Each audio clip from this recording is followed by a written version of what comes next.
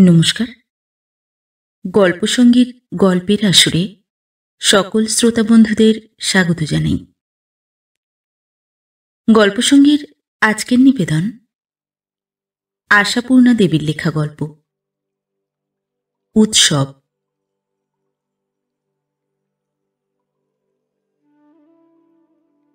দুই একদিনের ভিতর 4 মেয়ের চিঠি আসিয়াছে। বাসুদেবের বিবাহের সংবাদে খুশি হইয়াছে সকলেই।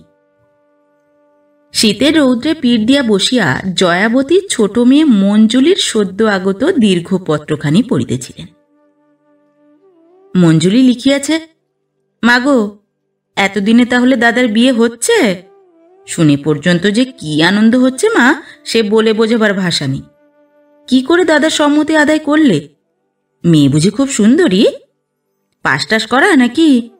অন্তত ম্যাট্রিকটাও হওয়া দরকার। কিন্তু আমাদের মতন ক্লাস 7 মেয়ে দাদার পছন্দ হবে না নিশ্চয়। এই তো আমরা মুখ্য বলে উঠতে বসতে খোঁটা খাই তোমার জামাইয়ের কাছে। তোমরা আমাদের পাস টাস করাওনি, সে কি আমাদের দোষ বলো তো মা?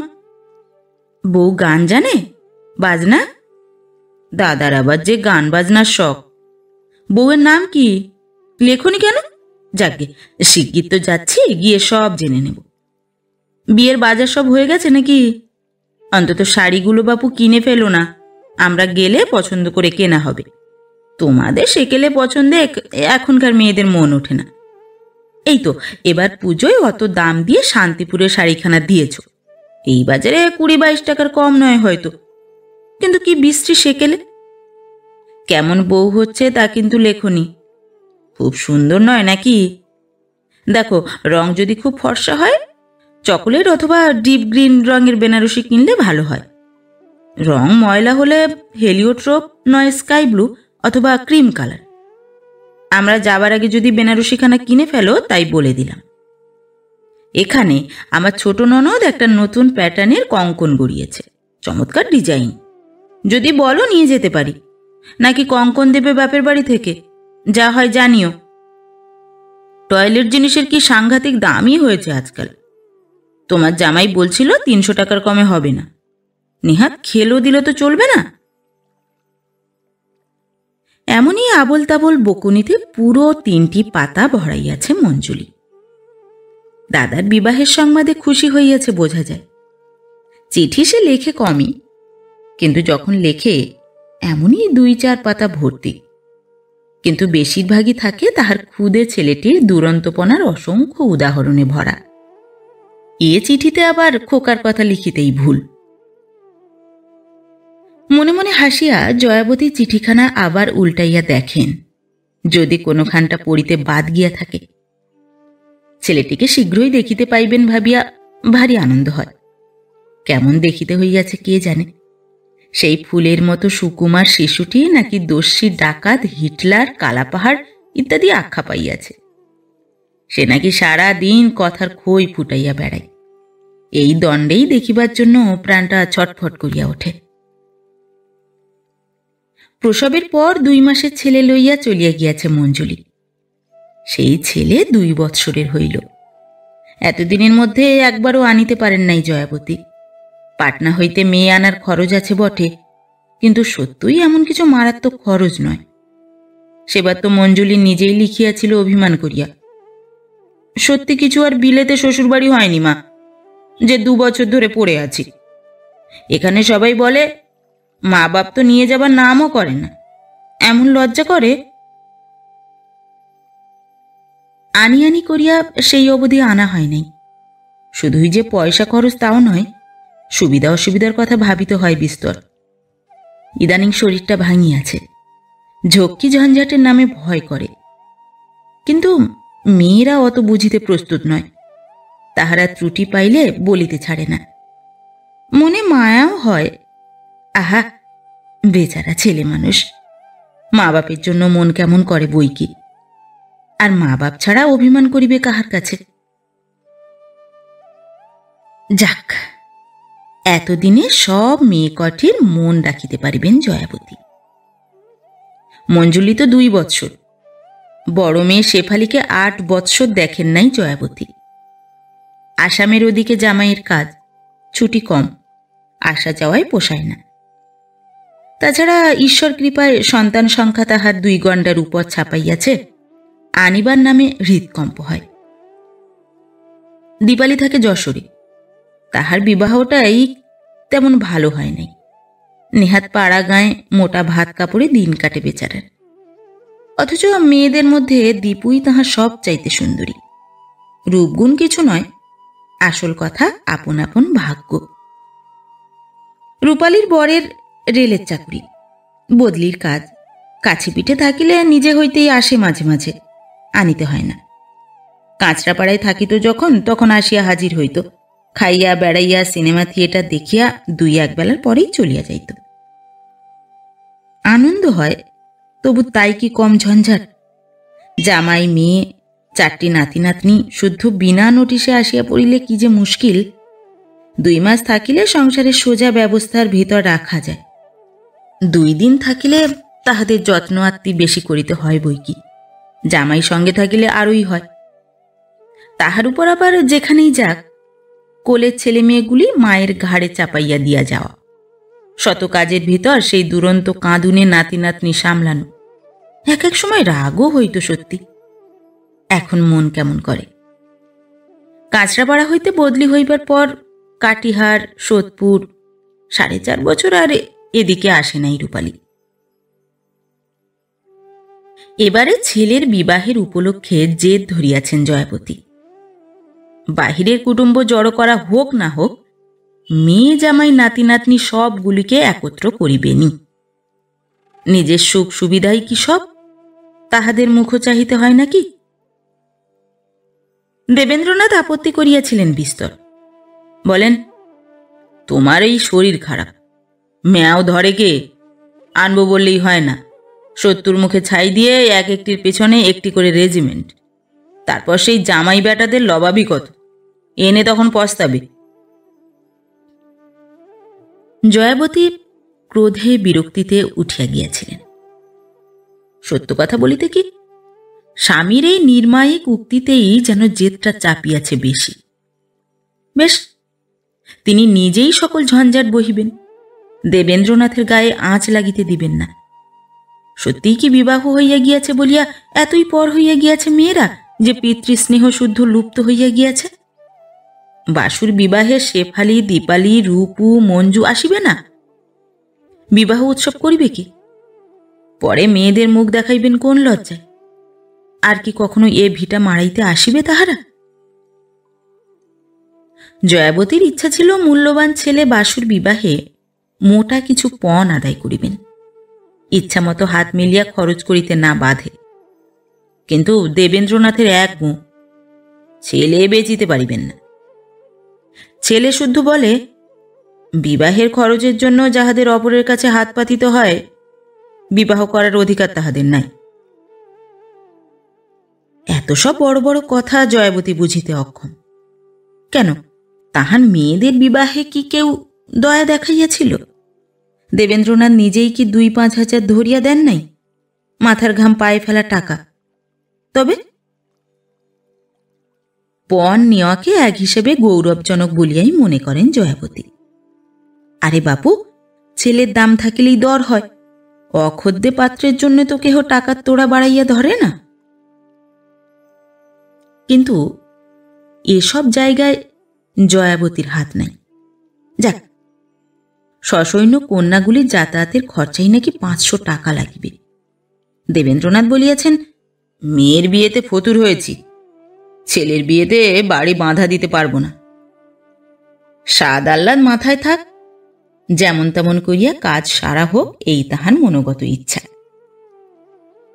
জয়াবতী ভাবেন, সাদ আহ্লাদি যদি না থাকিল, তো মানুষে পশুতে প্রভেদটা কোনখানে?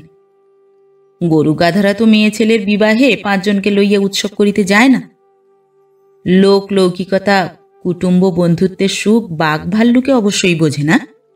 গহনা কাপড়ের রসাস্বাদন করিবার ক্ষমতা কিছু আর কুকুর বিড়ালের নাই। তবেই না মানুষের সহিত জানোয়ারের প্রভেদ। আহার চেষ্টায় ছোটাছুটি করার মধ্যে পৌরুষ কিছু নাই, সে উহারাও করে। জয়াবতী চান মানুষের মতো করিয়া বাঁচিতে। সংসার হইতে পাশ কাটাইয়া ফাঁকি দিয়া চলা নয়, সংসারের মাঝখানে প্রতিষ্ঠার আসন পাতিয়া রাজত্ব করা। কিন্তু দেবেন্দ্রনাথ চিরকালই তাহার মতের প্রতিকূল। দুই বিভিন্ন মনোভাব লইয়া এই দীর্ঘকাল তাহারা সংসার করিয়া আসিতেছেন। ঘাত প্রতিঘাত অবশ্য বাহ্যত গড়ায় না, চলিতে থাকে মনে। জয়াবতীর স্বাদ মিটাইতে নিতান্তই যাহা করিতে হয়, সে যে দেবেন্দ্রনাথের অনভিপ্রেত ব্যাপার, সেটুকু গোপন করিবার চেষ্টা দেবেন্দ্রনাথ করেন না। অন্যপক্ষে যে ইচ্ছাকে দমন করেন জয়াবতী, সেটা অভাবগ্রস্ত স্বামীর মুখ চাহিয়া নয়, অভিমানী। তবু আদর, সোহাগ, স্নেহ, ভালোবাসা, পরস্পরের মঙ্গল ইচ্ছার মধ্য দিয়াই জীবনের এই দীর্ঘ পথ কাটিয়া আসিতেছে। মনের আর মতের মিল দুইটা কি অভিন্ন? সন্দেহ আছে। কিন্তু এবারে জয়াবতী অভিমান ছাড়িয়া হাল ধরিয়াছেন। ভরসা শুধু ছোট ছেলে সত্যদেব। উপার্জন করিতে অবশ্য শেখে নাই, মায়ের হুকুম তামিল করিতে শিখিয়াছে। লুকাইয়া 10 ভরির তোলা চুড়ি জোড়াটা 800 টাকায় বিক্রি করিয়া ফেলিয়াছেন জয়াবতী মাস্তুতো বোন সুবর্ণর কাছে। প্রায় নতুনই ছিল।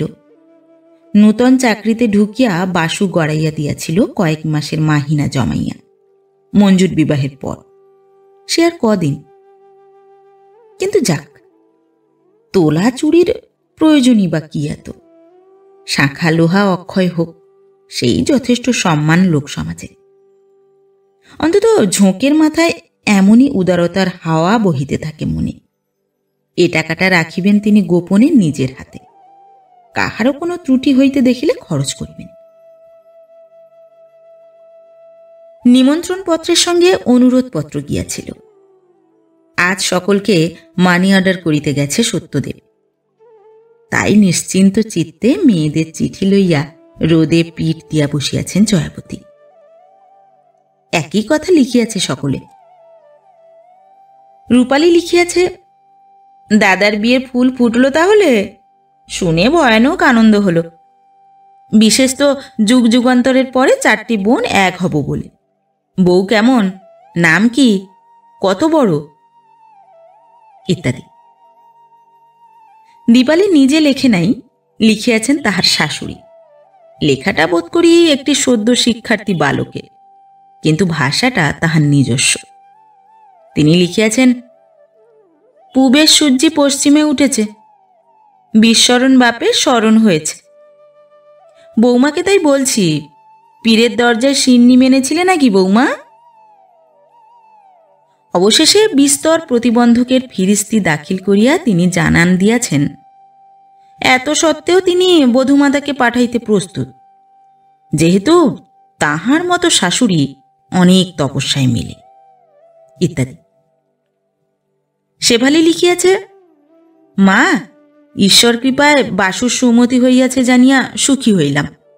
অনেকদিন আপনাদের দেখি নাই, যাইবার ইচ্ছা যথেষ্ট থাকিল, কিন্তু ছেলে মেয়েদের সকলেরই প্রায় সর্দি কাশি। ছোট খুকিটা আমাশায় ভুগিতেছে।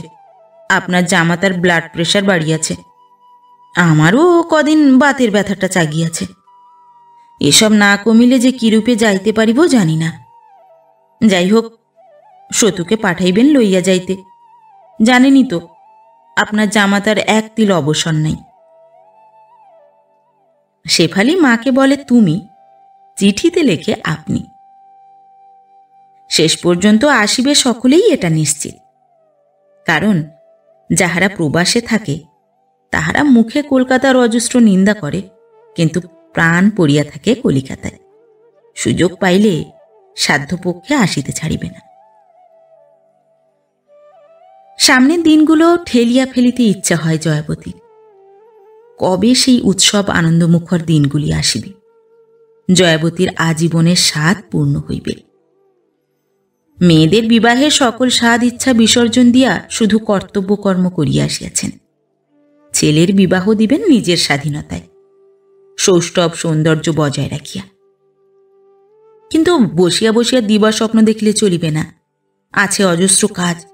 বড়ি দেওয়া, সুপারি কাটা হইতে শুরু করিয়া জানা অজানা কত কাজের ফিরিস্তি মনের ভিতর আসিয়া জমা হয়। চিঠি মুড়িয়া উঠিয়া পড়েন। প্রথম সাধেই কিন্তু বাগড়া দিল বাসুদেব নিজে। বলিল, সানাই বসাবে? আর কিছু নয়, বুড়ো বয়সে তোমাদের কথায় পড়ে গলায় দড়ি দিতে যাচ্ছি বলে যা তা করবে নাকি? সানাই বাজিও শতুর বিয়েতে, যত খুশি, এখনো সব মতলব ছাড়ো। পাশেই যে বড় বাড়িটা ভাড়া লওয়া হইয়াছে, তাহার গেটের উপর মঞ্চ বাঁধিয়া নহবতখানা বসাইবার ব্যবস্থা করাইতেছিলেন জয়াবতী। আশ্চর্য, ছেলের বিবাহে ছেলেই যেন কর্তা। এখনকার ছেলেদের লজ্জা কি কিছুতেই নেই? বাপের সঙ্গে পরামর্শ করিয়া কেবলই আইটেম ছাঁটিয়া ছাঁটিয়া ব্যয়ের মাত্রা কমাইতে চায়, যেন আর কারো বিবাহ। কিন্তু বউয়ের শাড়ি, জামা, সাবান, পাউডারগুলির উপর তো বেশ চাপান পড়িল। হিসাবের অনেক উপরে উঠিয়াছে সেগুলি। গৃহিণীর বিবাহিতা বঞ্ঝি ভাইজিগুলির নাম কাটা গিয়াছে নিমন্ত্রণের ফর্দ হইতে, কিন্তু কর্তার অফিসের বন্ধু বান্ধবের সংখ্যাই নাকি 32 জন। সাহেব শুভও আছেন, খরচ কি তাঁদের জন্য নাই? আর বাসুদেবের বন্ধুর সংখ্যা সে আর উল্লেখ করিয়া কাজ নাই। মাত্র 68খানা নিমন্ত্রণপত্র ছাপাইয়াছে বাসুর নিজের নামে, শৌখিন কার্ডে, কায়দার ভাষায়। স্বাদ কাহারও কম নহে। ব্যয় সংক্ষেপ কেবল জয়াবতীর বেলায়। ছোট ছেলে শতুর সঙ্গে জয়াবতী এই লইয়া হাসাহাসি করেন, মনের চাপা উষ্মাগুলিও প্রকাশ করিয়া বাঁচেন। এমনই কথা কাটাকাটি, তর্কাতর্কি, মাঝে মাঝে হাসি ঠাট্টার ভিতর দিয়া আকাঙ্ক্ষিত দিনটি আসিয়া পড়িল রূপালী, শেফালি, দীপালি, মঞ্জুলি ও তাহাদের রেজিমেন্টের দল।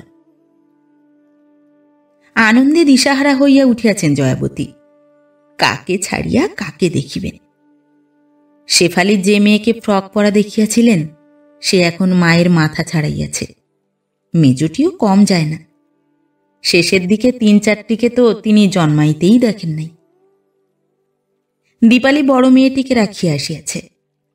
তাহার শাশুড়ির বিশ্বাস, মেয়ে বড় হইয়াছে, এখন যেখানে সেখানে পাঠানো ভালো নয়। জয়াবতী ব্যথিতভাবে বলেন, হ্যাঁ রে, এটা কি যেখান সেখান হলো? মামার বাড়ি তো তার নাকি? দীপালি লজ্জিতভাবে বলে, কি জানি বাপু, ওই সব কথা বললেন। তাছাড়া 5 জন আসবে, গয়না কাপড়ও তেমন নেই, তাই আর আনলাম না। জয়াবতী চাহিয়া দেখিলেন, নিজের মেয়ের অঙ্গেও গহনা কাপড়ের বালাই অল্পই আছে।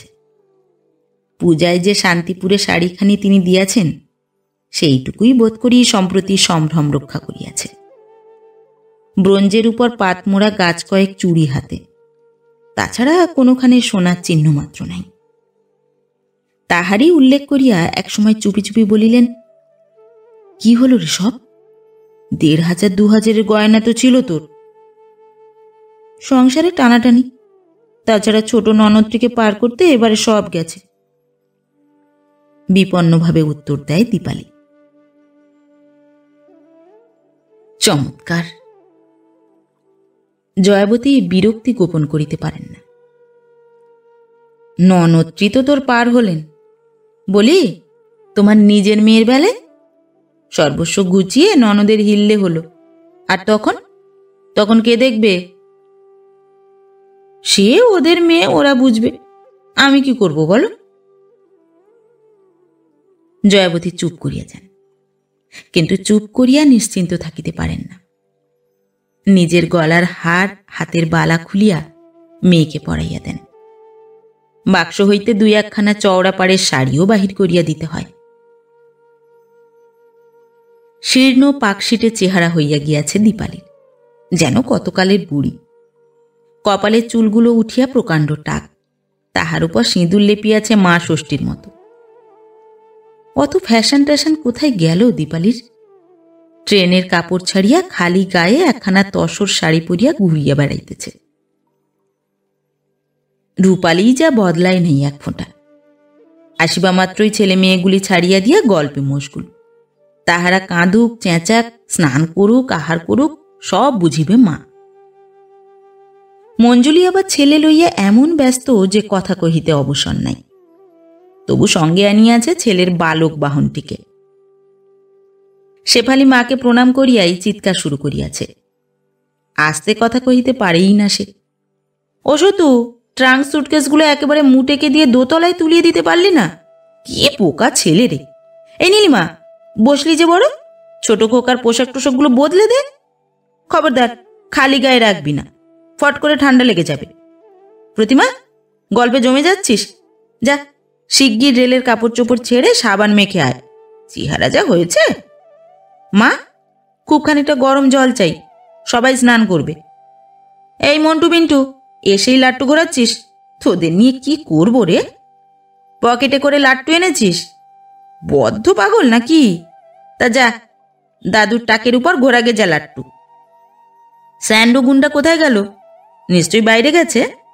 ও কালীচরণ, যা বাবা, দেখ গে কোথায় বেরিয়ে গেল। উমি, রমি, অশোকাই বা কোথায় গেল রে? ছাতে? এসেই ছাতে গেছে? ও মা, কি ঘেন্নার কথা গো! মাথা খুঁড়ে মরবো না কি? ন্যাড়া ছাড়ছে। ও বাবা কালীচরণ! কালীচরণই তাহার অগতির গতি, পাড়ের কাণ্ডারি, দীর্ঘকালের পুরনো চাকর। শেফালির বিবাহ দিয়া নিয়া গিয়াছে সে, কাজেই সঙ্গে আনিয়াছে তাহাকে। ঘূর্ণি বাতায় পড়িয়া হাঁপাইয়া উঠিয়া জয়াবতী নিজেই গরম জল বসাইতে যান। খানিক পরে মঞ্জু আসিয়া বিস্ফারিত চক্ষে বলে, মা, বাইরের ঘরে নাকি কেউ যায়নি? তোমার জামাইরা হাত মুখ ধোবার জল পায়নি, এক ফোঁটা চা পায়নি, একলা বসে আছে। ছি ছি, কি কাণ্ড! চা পাননি? মুখ ধুতে পাননি? সে কি কথা? বৃন্দাবন কোথা গেল? আর সতু, উনি বা কই? উদ্বিগ্নভাবে জয়াবতী বলেন, বৃন্দাবনকে নিয়ে তো ছোটদা বাজারে বেরোলো, বাবা ওপরে শুয়ে আছেন, বললেন মাথা ধরেছে। এই কি মাথা ধরিয়ে পড়ে থাকবার সময়? সমস্ত ক্রোধটা স্বামীর উপর ঝাড়িতে চান জয়াবতী। ছেলের বিবাহের উপলক্ষে 1 সপ্তাহ ছুটি লওয়াতে কি কম সাধ্য সাধনা করিতে হইয়াছে। কেবল বলেন, আমি আর কি করব, দিন 3 নিলেই ঢের। কেন রে বাপু, জামাইদের আদর আপ্যায়ন করিলেও তো উপকার ছিল। জামা যা, তোরাই দেখাশুনো করে নে, কে বা কি করে। বাসুর বিয়ে করে খেপেছি কি সাধে, একটা বউ এলে তবু। বাইরের উঠোনে বড় বড় 2 ড্রাম ভরিয়ে রেখেছি, সাবান তোয়ালে মাজন টাজন সব আছে। সেদিকে সেসবের জন্য ভাবতে হবে না, সে সঙ্গেই আছে। তোমাদের সেই পেটেন্ট নিমের মাজন আর টার্কিশ বাদ ওরা ব্যবহার করলে তো, বলিয়া চলিয়া যায় মঞ্জু। সেই মঞ্জু যে একখানা ডুরে শাড়ি কিনিয়া দিলে 7 বার মায়ের গলা ধরিয়া আদর করিত। তাড়াতাড়ি চা জল খাবারের ব্যবস্থা করিতে বসেন জয়াবতী। অনুষ্ঠানের তো ত্রুটি রাখেন নাই। বামুনি আছে 3টা, রান্নার দিকে 2 জন, চা জল খাবারের জন্য 1 জন। তবু দেখাইবার লোকের অভাবে ত্রুটি হইয়া যায়। কিন্তু মেয়েরা তো কুটুম্ব নয়, দেখিয়া শুনিয়া আপনার স্বামী পুত্রের যত্নগুলো করুক না।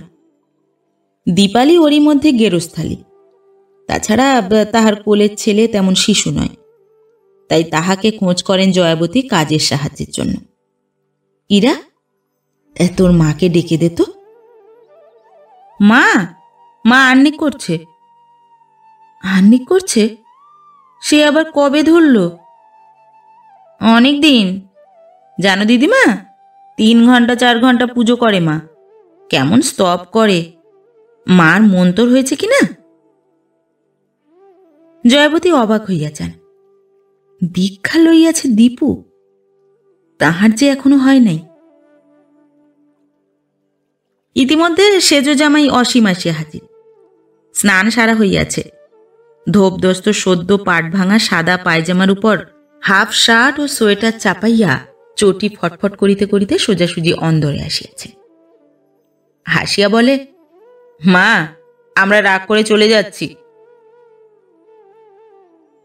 সদা হাস্যময় এই ছেলেটি জয়াবতীর সর্বাপেক্ষা প্রিয়।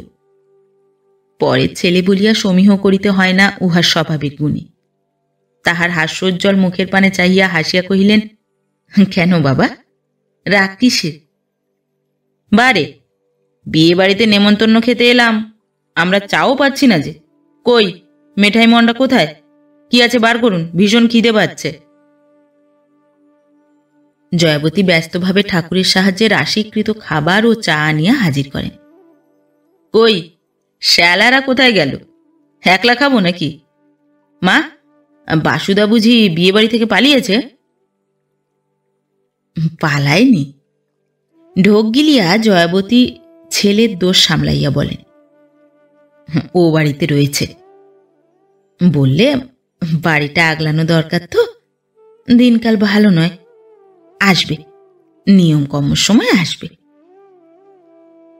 চালাক ছেলে, তোফা আয়েশ করে ঘুমিয়ে নিচ্ছে, জানে নিশ্চিন্দির ঘুম এই তো শেষ। বলিয়া হাহা শব্দে হাসিয়া ওঠে অসীম। রূপালী কাছেই ছিল, কারণ বরের কাছ হইতে খুব বেশি তফাতে তাহাকে কদাচিৎ দেখা যায়। ভ্রুভঙ্গি করিয়া বলে, যা মুখে আসে বললেই হলো, মা রয়েছেন না? রয়েছেন মানে? মাকেই তো বলছি। মা, কিছু অন্যায় বলেছি? জয়াবতীও হাসিয়া ফেলেন, ইহার সঙ্গে পারিবার্য নাই। সকালের পর্ব সারার পর জয়াবতী সেইমাত্র দাসীদের মাছ কোটার তত্ত্বাবধানে গিয়াছেন। শেফালি কোলের মেয়েটাকে ট্যাঁকে করিয়া আসিয়া শ্লেষ কণ্ঠে কহিল, মা, তোমার পুণ্যবতী মেজ কন্যাটি আঁশ হেসেলে খাবেন না। কে? দীপু আঁশ হেসেলে খাবে না? ও কি কথা ছিরি? চিরি বিচ্ছিরি তোমরাই জানো, আমি বলতে গেলাম চ্যাটাং চ্যাটাং করে অনেক কিছু শুনিয়ে দিলে। আমি তো বাবু মরণকাল অবধি এই নরক ঘেঁটে মরব। বলিয়া নরকের সঙ্গে তুলনীয় কোলের মেয়েটাকে গুছাইয়া কোলে চাপিয়া ধরিয়া কথার উপসংহার করে শেফালি। ওসব ধর্মপুণ্যের মর্ম বুঝি না, কিন্তু কাজের বাড়িতে একজন আলাদা খাইলে যে কি ঝঞ্ঝাট, সে মর্মই বা কে বুঝিবে জয়াবতী ছাড়া? তাছাড়া সধবা মেয়ে নিরামিষ খাইবে, এই বা কেমন অনাসৃষ্টি কথা। দীপালিকে তিনি ডাকিয়া পাঠান। বিরক্তি গোপনের চেষ্টা না করিয়া বলেন, কি সৃষ্টি ছাড়া কথা বলছিস রে দীপু? হেসেলে খাবি না নাকি? না মা, দীক্ষা নেওয়ার পর থেকে ওসব ছেড়ে দিয়েছি। কি জানি মা, মন্তর তো সবাই নেয়, এমন কথা তো কখনো শুনিনি। খাবি কি? খাওয়ার আবার ভাব না, খাওয়া আবার একটা জিনিস নাকি? শীর্ণ মুখে উদাস হাসি ফুটাইয়া দীপালি মায়ের চিন্তা দূর করিয়া বলে, একটা তোলা উনুনে দুটো ভাতে ভাত করে নিলেই হবে। দুগ্গা দুগ্গা, কি অলক্ষণে কথা! আর কথা জোগায় না জয়াবতীর মুখে। ইহারি মাঝখানে রূপালীর একটা ছেলে সিঁড়ি হইতে গড়াইয়া পড়িয়া কপাল ফাটাইয়াছে। ছেলেকে তুলিয়া ফার্স্ট এডের পরিবর্তে বাড়ি শুদ্ধ সকলে এমন গোলমাল বাঁধাইয়া তুলিল যে বেচারা ছেলেটা কাঁদিতে ভুলিয়া গেল।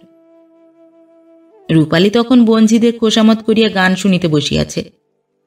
শেফালি তুমুল চিৎকারে তাহাকে সচেতন করিতে থাকে। অরূপী, রাক্ষসী, গেলি কোথায়? ছেলে পড়ে কপাল ফাটালো, কোন চুলোয় নিশ্চিন্তি হয়ে বসে আছিস? উমা, এসব কি আলবন্ডে কাণ্ড! নীলি, উমি, রমি, হারামজাদিরা মুল্লুক ছেড়ে গেল কোথায়? ডেকে দে না তোর সেজমাসিকে। ততক্ষণে জয়াবতী ছেলেকে টানিয়া তুলিয়াছেন। হাসিটা রূপালীর রোগ। হি করিয়া হাসিয়া বলে, হুমা, কপালটা পেটে চৌচির করেছে যে। যেমন কর্ম তেমনি ফল, আর দৌড়াতে করবি শয়তান। এই দিলু, বাইরে বলগে যা, তুলো, ব্যান্ডেজ, বেঞ্জিন সব নিয়ে বাড়ির মধ্যে আসতে। শেফালি গালে হাত দিয়া বলে, অবাক করলি? ওইসব এনেছিস নাকি সঙ্গে করে? আনবো না, গয়না কাপড় না আনলেও বরং চলবে, ওসব না আনলে অচল। এক একটা যে আস্ত শয়তান। বলিয়া যথেষ্ট কর্তব্য সারা হইয়াছে বোধে রূপালী সরিয়া পড়ে। রক্ত টক্ত দেখিলে তাহার গা কেমন করে। রূপালী না দেখিলেও চিকিৎসা অবশ্যই হইবে, এটা জানা কথা, সকলেই যখন আছে। বাসুদেবকে লইয়া দেবেন্দ্রনাথ বসিয়াছেন নান্দি মুখে। উঠিবার কথা নয়। উঠিবার অনুমতি যখন পাইলেন তখন ছেলে শান্ত হইয়াছে। দেবেন্দ্রনাথ প্রথমেই তাহার খোঁজ লইলেন। কোথায় গেল ছেলেটা? খুব বেশি কেটেছে নাকি? জয়াবতী দুঃখিত স্বরে কহিলেন, আহা, বেশি বলে বেশি, কপালের এই এতটা ফেটে গেছে। এখনই হয়েছে কি, আরো কত বাকি আছে? বলিয়া বিদ্রূপ হাস্যে মুখ বাঁকাইয়া বাসুদেব চলিয়া গেল। জয়াবতী বিবাহের দিন ছেলের উপর রাগ করিবেন না প্রতিজ্ঞায় তাড়াতাড়ি হাসিবার মতো মুখে বলেন, 60 কথা শোনো ছেলের, বাকি আবার কি রে? এই তো কপাল ফাটা শুরু, কত কপাল ফাটবে এখনো। কি যে বলিস বাবু। বেজার মুখে উঠিয়াছেন জয়াবতী। বরযাত্রী যাওয়ার সময় পাওয়া গেল না দীপুর বর সুরেনকে। সুরেন নাকি দুঃসম্পর্কের এক বোনের বাড়ি চলিয়া গিয়াছে, কারণ গরিব বলিয়া তাকে হেনস্থা করা হইয়াছে। শ্বশুর ডাকিয়া কুশল প্রশ্ন পর্যন্ত করেন নাই। ভাইরা ভাইরা বিদ্রুপ করিয়া হাসিয়াছে। শ্যালকরা মুখ বাঁকাইয়া চলিয়া গিয়াছে। ইহার উপর বাড়ির ভিতর হইতে 2টা পান চাহিতে গিয়া অনেক বাক্যবান হজম করিতে হইয়াছে। গরিব বলিয়া যে তাহাদের মান মর্যাদা থাকিবে না, এমন কথা আইনে নাই। দীপালি কপাল কুঁচকাইয়া চলিয়া গিয়াছে পূজার ঘরে। ভাইয়ের বরযাত্রীর সাজ দেখিবার স্পৃহা তাহার নাই।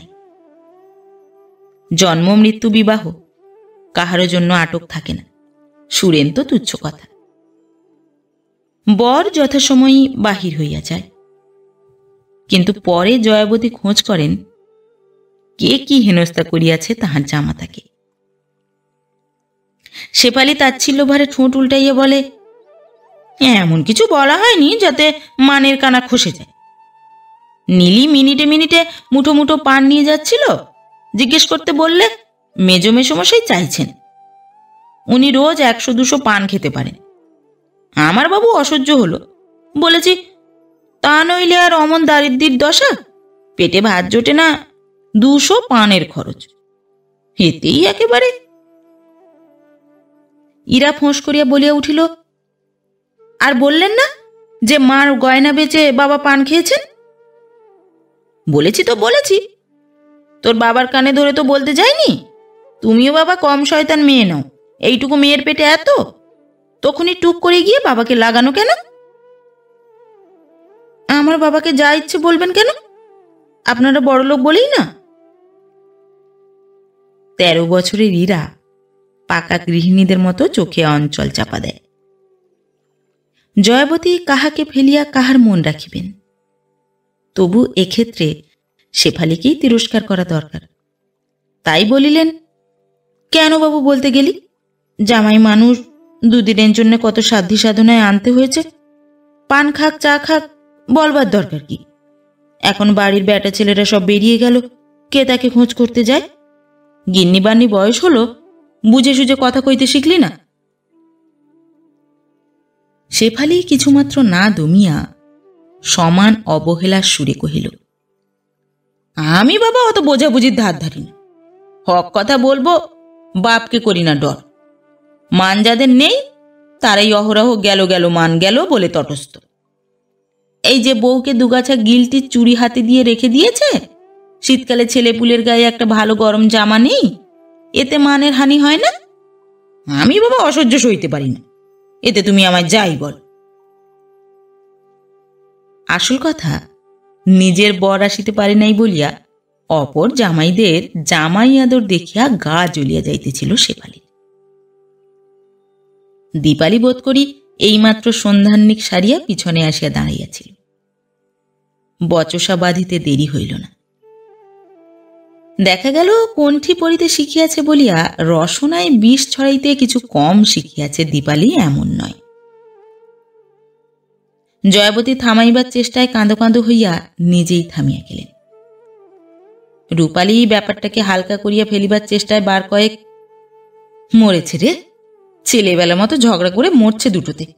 মেজদি, গলার শির ফুলে উঠল যে, নে তবে শাড়ির আঁচলটা কোমরে জড়া, নইলে ঠিক মানাচ্ছেন।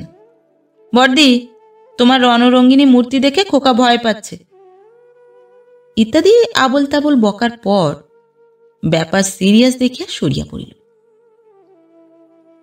শোনা যায় নন্দনকাননের একটি পুষ্পে হাত দিতে গিয়া দেবাসুরের যুদ্ধ বাঁধিয়াছিল। কাজেই এত বড় কলহের প্রতিক্রিয়া স্বরূপ এ বাড়িতে জলগ্রহণ করিব না বলিয়া যদি প্রতিজ্ঞা করিয়া বসে দীপালি, এমন কিছু অভাবনীয় হয় না সেটা।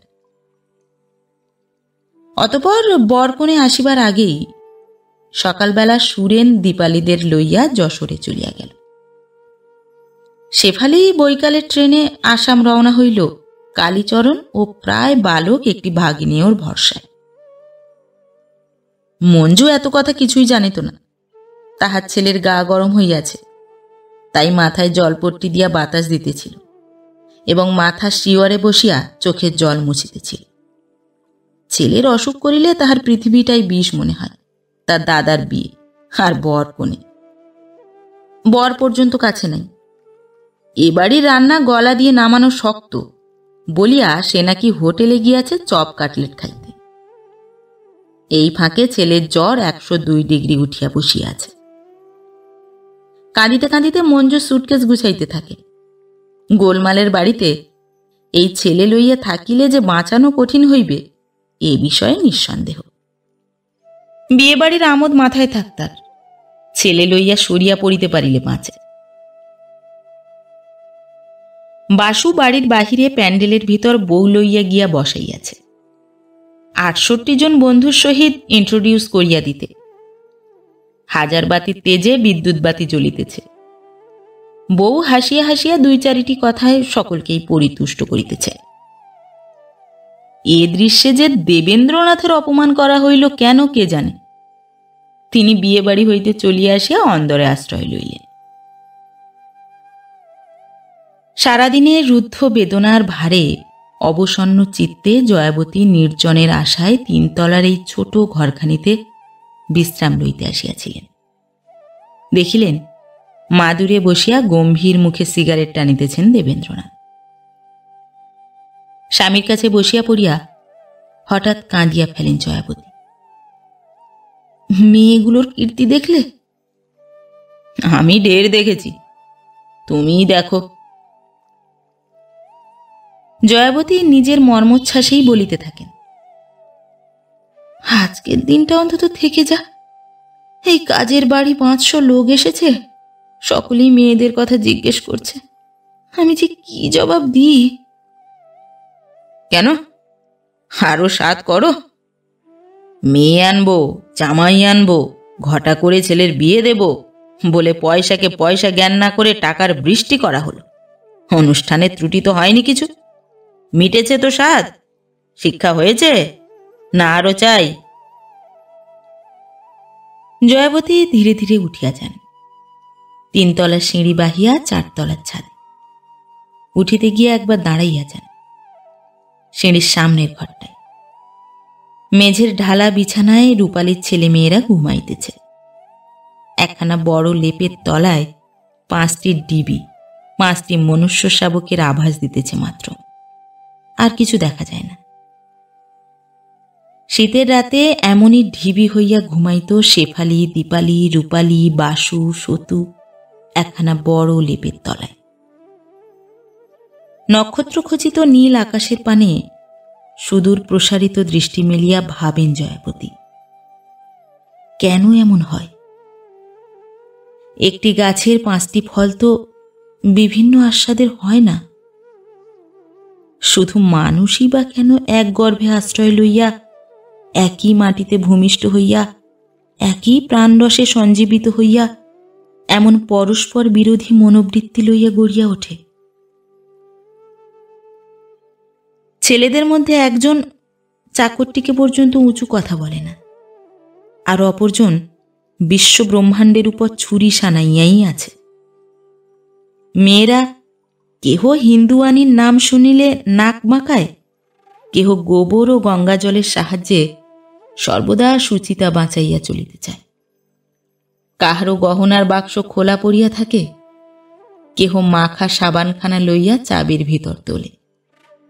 কাহারও ছেলেদের দিকে দৃকপাত মাত্র নাই, কেউ ছেলেটি ছাড়া জগতের আর কিছু দেখিতে পায় না। কাহারও কিছুতেই মন ওঠে না, কেউ সবই বাড়াবাড়ি দেখে। কি আশ্চর্য! শেফালি, দীপালি, রূপালি, মঞ্জু, বাসু, সতু সব জয়াবতীরই ছেলে মেয়ে। একদিন অন্তরের নিভৃত প্রদেশে ইহাদের আসন ছিল পাতা। মাতৃস্নেহরসে পুষ্ট হইয়া একে একে খেলিতে নামিয়াছিল সংসারের হাটে। আজ উহারা কত দূরে সরিয়া গিয়াছে। রুচি, প্রবৃত্তি, শিক্ষা, দীক্ষা, ভাব, ভাষা কিছু দেখিয়াই আর নিজের সন্তান বলিয়া চিনিবার উপায় নাই। পরিবর্তনশীল জগৎ। জয়াবতী এই দার্শনিক তত্ত্বটির দোহাই দিয়া মনকে সান্ত্বনা দিতে চেষ্টা করেন, কিন্তু সহজে সান্ত্বনা আসে না। দেবেন্দ্রনাথই কি কম বদলাইয়াছেন? একদিনের কথা মনে পড়ে। শেফালি তখন নিতান্ত শিশু। দোলনায় শোয়া শিশুটিকে দেবেন্দ্রনাথের নিষেধ অগ্রাহ্য করিয়া জয়াবতী প্রবল দোলা দিতে গিয়া আছাড় দিয়াছিলেন। ঠোঁট কাটিয়া রক্তে ভাসিয়া গেল মেয়েটা। কিন্তু মেয়ের আগে মেয়ের মায়ের কান্না সামলাইয়াছিলেন দেবেন্দ্রনাথ। বেশ হইয়াছে, শিক্ষা হইয়াছে বলিয়া তিরস্কার করেন নাই। এখন সর্বদা উন্মুখ হইয়া থাকেন উচিত কথা শুনাইয়া দিবার জন্য। কিন্তু জয়াবতী হয়তো এমনই পরিবর্তনের ছাপ তাহারও লাগিয়াছে। শুধু নিজেকে নিজে চেনা যায় না বলিয়াই সেটা মনে পড়ে না।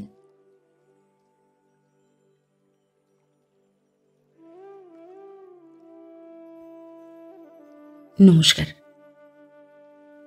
নতুন একটি গল্প নিয়ে খুব শিগগির ফিরে আসছি। ততক্ষণ সবাই ভালো থাকবেন, সুস্থ থাকবেন। গল্প পাঠ কেমন লাগলো অবশ্যই কমেন্ট করে জানাবেন, এবং ভিন্ন ভিন্ন স্বাদের অডিও স্টোরি শোনার জন্য অবশ্যই চ্যানেলটি সাবস্ক্রাইব করবেন। ধন্যবাদ।